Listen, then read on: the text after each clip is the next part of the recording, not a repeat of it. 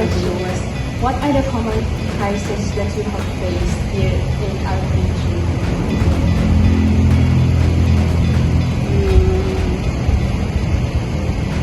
Crisis not natural o kuan. Usay kay customer complain. Then burn out. Customer complain in regards to food. Complain in regards sa room.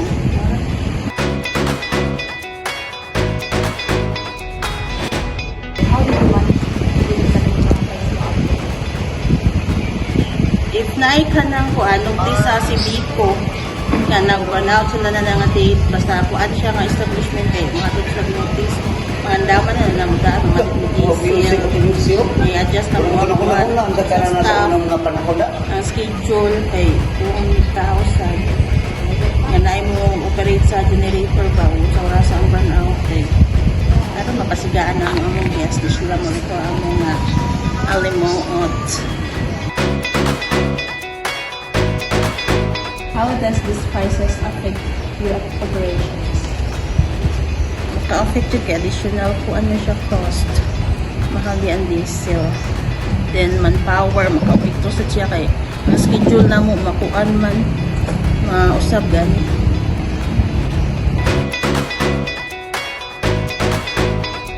So, what is the first step your team makes when a crisis occurs?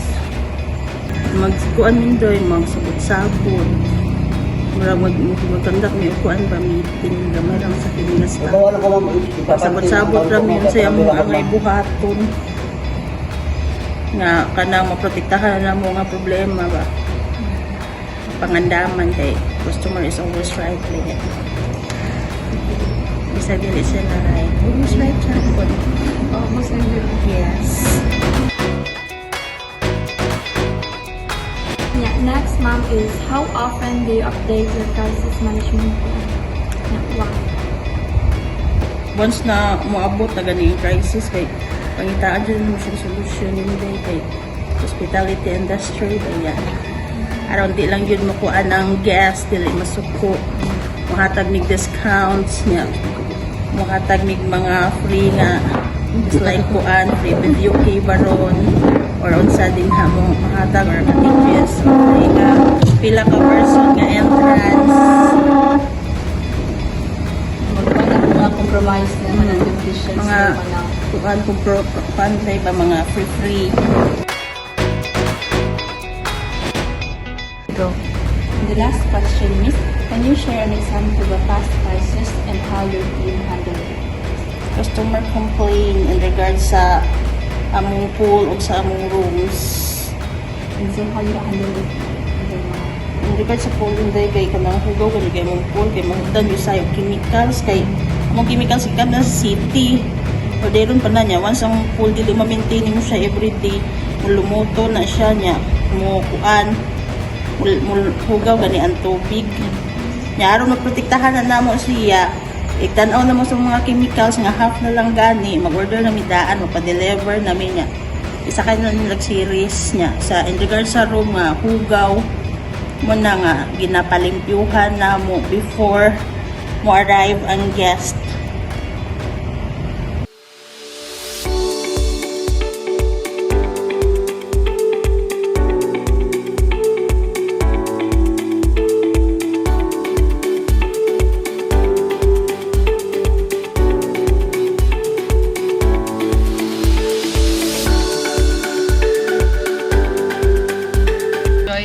Elizabeth Orsal, then ako ang manager sa La Mer Beach Resort, San Romeo.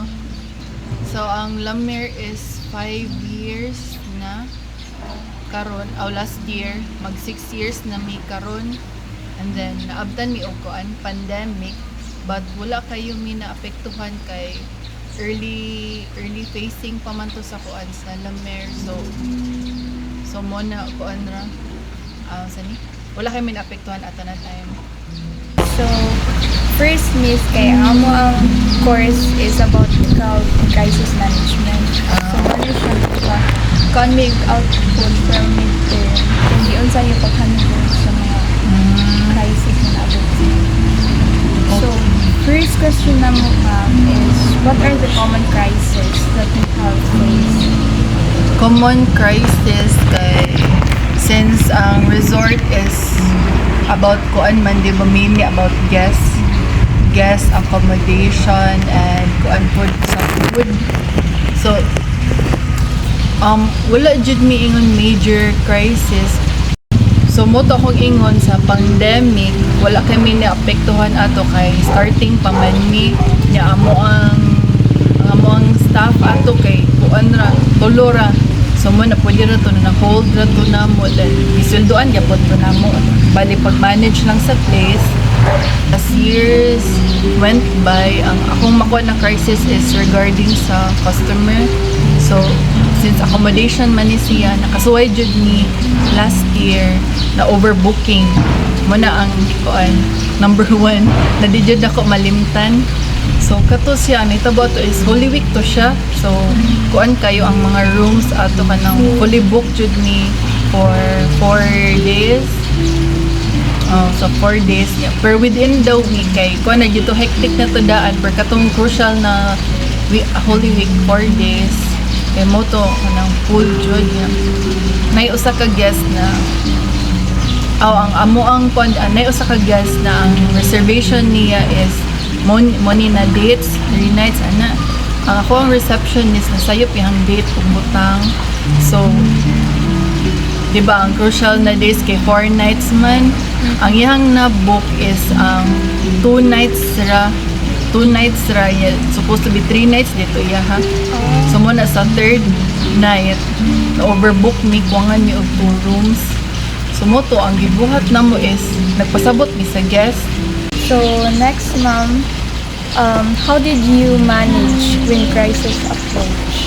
Okay, so mo to pag mention na ko katong sa overbooking kana magpasabot jud ka sa guest and after ana if gusto jud sila mo push through kinaman tay other options either pangitaan jud na mo paagi dinhi or tabangan na mo siya og book sa other resort. So since di man siya gusto mag-book og other resort kay since dinhi man sa Sunrem wala may kanang dako na accommodation diri ba ang other accommodations kay dito na baya dito sa may layo na jud nya kato sunod sa mo ang staff communication lang jud mora jud to ang kuwang kay mora jud siya makasinabot. How does this crisis affects your operation? So maka-affect ni siya because service bayata and na-adjure feedback atong mga guests most especially na kuan ang social media kung di na nimo ma-tame ang situation ma-post dayon ka mag-viral dayon ka yeah, lain-lain ba yung opinion po ang mga tao. So muna as much as possible kung usay crisis nimo in a service type na negosyo mo jud na kuan nun i-tame jud na nimo before ma out of hand. Sunod, ma'am, is what is the first step your team takes when a crisis occurs? First step kay kana mag-huddle up, mag-discuss within the team. Kay di man gud pwede na ikaw ra ang mag-decision kay it takes kanang mas maayo jud if daghan mo makakuan mo suggestions. Okay, for number 5, ma'am, how often do you update your crisis management plan? Na may crisis management plan. Kuan amot di man ina nakakuan gud ang amot lang mga dagko siguro na resorts no na naadjud sila yung crisis plan. Pero ang buhat lang jud namo is frequent meetings lang. Magsigig hisgot na mausay mga possible na reklamo before na mahitabo kay ato na pangitag paagi